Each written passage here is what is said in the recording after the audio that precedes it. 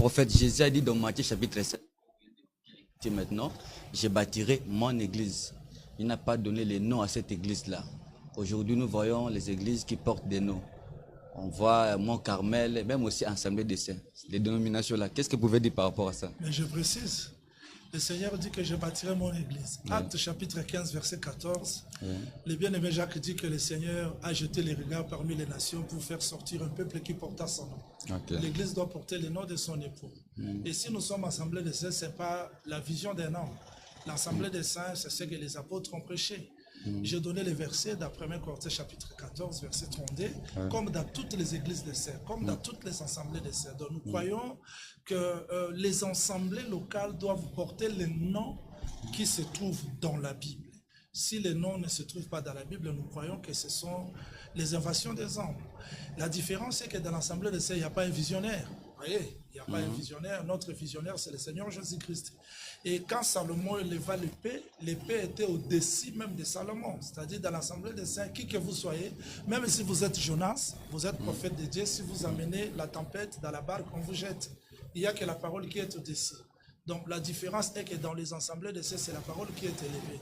Voilà pourquoi nous sommes beaucoup plus combattus parce que le Seigneur avait dit que ceux qui veulent servir son nom seront persécutés.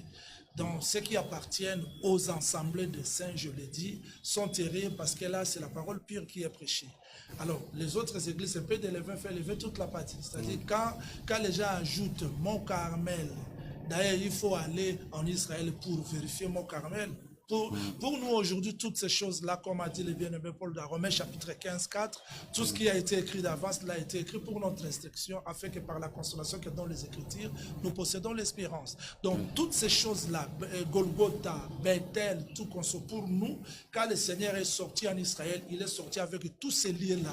Et ces lieux-là, si les gens veulent chercher Mont Carmel, qui reviennent dans les assemblées de saints, ils trouveront les véritables lits qui rassemblent 12 pierres, qui est l'enseignement, avec une offrande véritable où le feu descend pour manger. C'est-à-dire pour nous aujourd'hui, ces choses-là, c'était de l'ombre, mais l'accomplissement, c'est dans le corps de Christ. Je vous arrête un peu, Moussakoli. Excusez-moi un peu. Dans la Bible, Jacob a appelé ces lieux-là, bon, il a dit c'est la maison de Dieu, la porte des cieux, il a dénommé Bethel. Je ne sais pas, aujourd'hui, si on dénomme une église Bethel, où est le mal?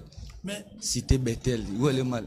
Parce qu'ils ont levé un peu du vin, du levain, je vous l'ai dit.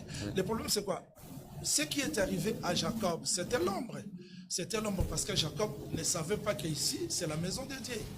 Il a pris une pierre où il s'est penchant et la nuit, il a vu l'échelle.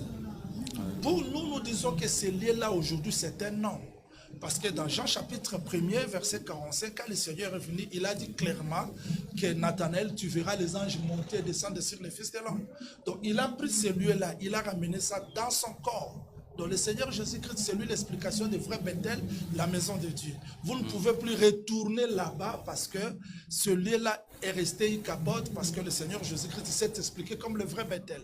Donc la vraie maison de Dieu où on peut rencontrer Dieu Elohim, c'est le Seigneur Jésus-Christ. Parce que Malachie 3:1 dit, voici l'Éternel entre dans sa maison.